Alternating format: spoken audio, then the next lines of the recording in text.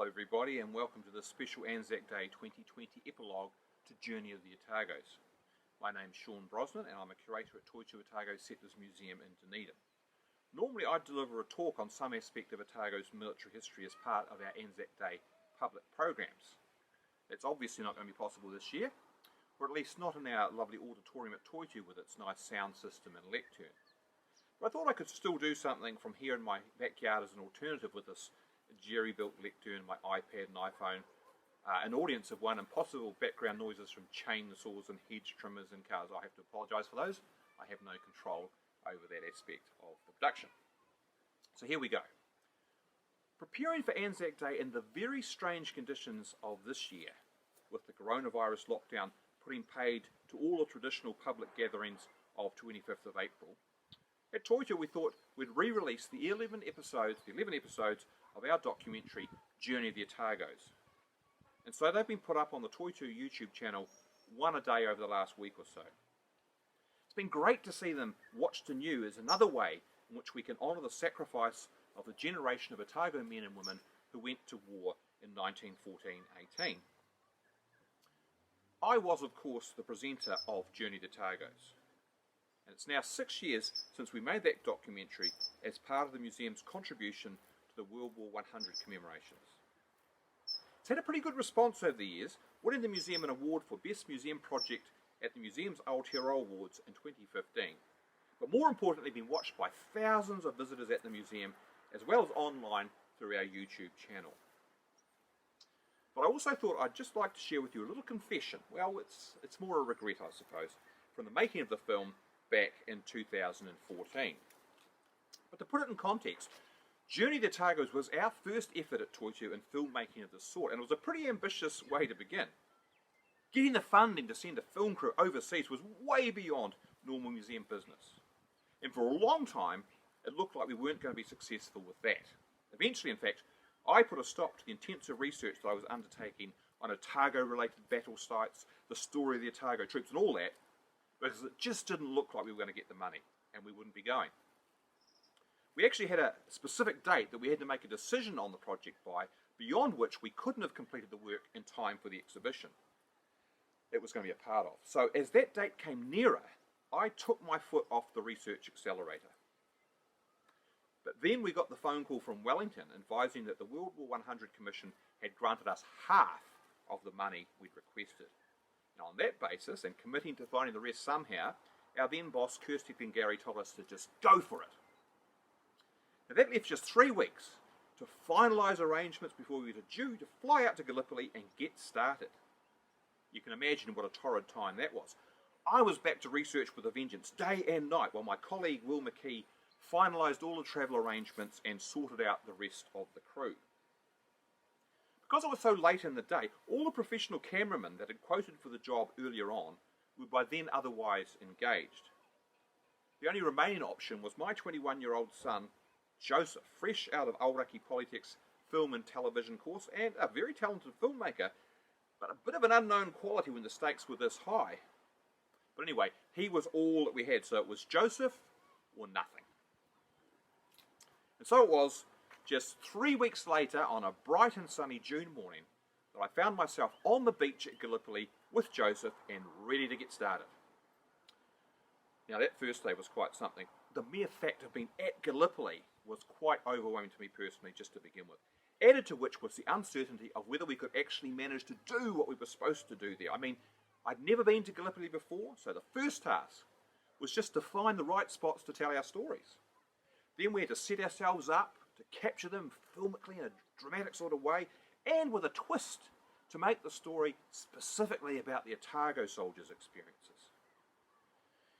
And that's where I made a significant mistake within the first hour of filming, which I never got to remedy and which has annoyed me ever since. Fortunately, you can't really tell when you watch Journey of the Otagos. I actually went back and re-watched the second episode just to check. My mistake has to do with the locations and the specifics of the Otago Battalion's experience of that landing day on the 25th of April 1915. Now, we do make it quite clear in our film that they weren't involved in the initial pre-dawn landing. None of the New Zealand forces were. The so-called covering force that was responsible for launching the attack was an entirely Australian affair, which does make it rather odd perhaps how we celebrate Anzac Day here in New Zealand with a dawn service. But that's by the by. The first New Zealanders ashore were the Auckland Battalion in mid-morning on that day, then the Canterburys, and then the Otagos, beginning at about 2:30 p.m. in the afternoon. The whole of the Otago Battalion was finally ashore by about 4 p.m, so that's when our story begins, and it makes the beach, the first location, nice and clear, and we definitely nailed that in Journey to the Otagos. But it's the second location that I'm unhappy about. It should have been Pluggy's Plateau, the steep hillside right up above Anzac Cove, but for some reason that day at Gallipoli I missed the importance of that site. And when we climbed up off the beach and saw a signposted track leading up to the plateau, we didn't go up there. Now I'm sure I meant at the time to come back later, but instead we made a big circumnavigation up on the second and the third ridge sites, the infamous cliff edge hanging on by their fingernails Anzac frontline spots for the next 9 months, and we started filming up there. And so it carried on. Important site after important site. Courtney's Post, Baby 700, Chunnock Bear, number 2 outpost. Good Otago specific storytelling in each one. And then we were done. Our time was up and we had a plane to catch from Istanbul to Paris and the next phase of the journey across the Western Front. It's only later as I dug deeper and deeper into the records of Otago soldiers at Gallipoli, and my bookshelf will testify to the extent to which I became obsessed with Gallipoli, that I realised what we'd missed. Fortunately, no one else seemed to notice, or if they did, they were kind enough not to make a point of it.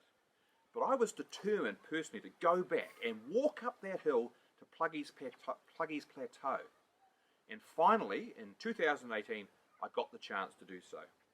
And wow, what a spot it is. If you get a chance to go to Gallipoli, I'd strongly recommend that you make the effort to clamber up along that steep track and bash your way through the thick scrubby bush to stand on the ridge line at Pluggy's Plateau.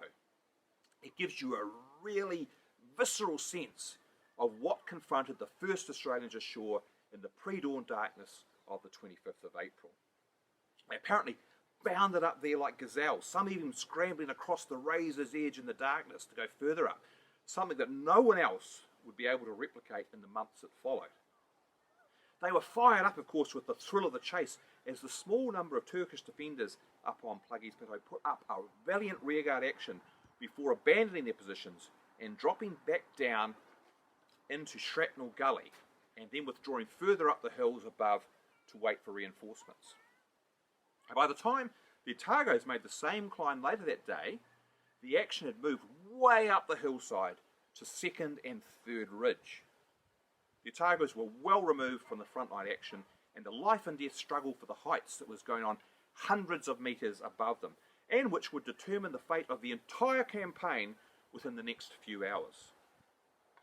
They contributed nothing at all to that, being mere spectators across the gulf of Shrapnel Gully. That didn't mean they were safe, however. Turkish marksmen could still see them, and a number of Otago men were hit by long-range shots, as well as by shrapnel rounds from the Turkish artillery. But that's not the important point about the Otagos on Pluggy's Plateau on the 25th of April 1915. It's not what they did, it's what they might have had to do had a critical decision by the expedition's commanders gone the other way. You see, the Anzac attack at Gallipoli on the 25th of April was an absolute failure. The Australians, brave and determined as they were, stuffed it up big time when they took their eye off the strategic objective, which was the heights of Chunnock Bear, and redirected their forces mid-battle to the right side of the line, a completely pointless exercise strategically that showed their battlefield inexperience at the time. And it meant that the Turkish forces, large numbers of reinforcements led by Mustafa Kemal, got the vital time they needed to advance across country and sweep down from above to secure the heights for the defending Turks. And once they'd done that, by night time on the 25th of April, the game was effectively over. Once the Turks had dug in above the Anzacs, they were never going to be dislodged by a smaller, less well-equipped less well-led force of less experienced troops like the Anzacs were. The wise move for the Anzacs at that point would have been to withdraw and evacuate, accepting that the gamble hadn't paid off. They'd lost the advantage of surprise and they now had no chance whatsoever of achieving what the attack was designed to do. And that is in fact exactly what the Anzac commanders decided they should do, which is where the Otagos, dug in on the ridgeline at Pluggy's Plateau, come into the story.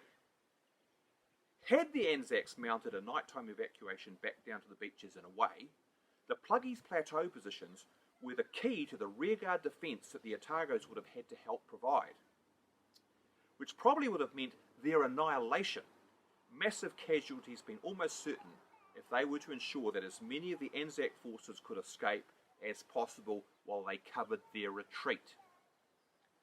It never happened that way, of course. The commanders on shore were overruled by the overall leader of the Allied force, General Ian Hamilton, on his command ship offshore. He sent them a telegram in the middle of the night on the 20th of April telling the Anzac commanders that they had to hold their positions, and he added this plaintive postscript. You had got through the difficult business. Now you only have to dig, dig, dig until you are safe. Which is exactly what the soldiers did, of course, scratching trenches into the clay and creating that incredible cliff-edge line that was to be the Anzac frontline positions, more or less until the end, when an evacuation was finally made. So on this 25th of April, I'd like to offer that reminder of just what role the Otagos didn't play in the initial attack, as well as the counterfactual one that they would have been called upon for if the retreat had been decided on instead.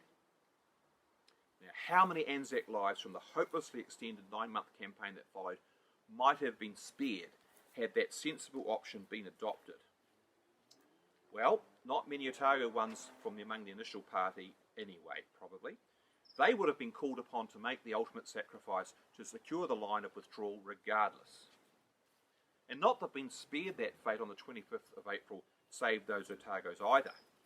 Just a week later, on the 2nd of May, they were thrown into the attack in an ill-considered, poorly organised and disastrously unsuccessful second crack at the key second ridge position of Baby 700.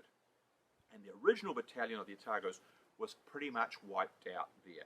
But that's another story, and one that we do tell pretty well in Journey of the Otagos. So can I wish you all at home a suitably sombre Anzac Day in lockdown, and encourage you to think about our Australian and New Zealand troops, locked in even more decisively in stinking trenches at Gallipoli through 1915. At least our struggle is likely to defeat the enemy that we face. After the disaster of the landing on 25th of April 1915, theirs was never going to.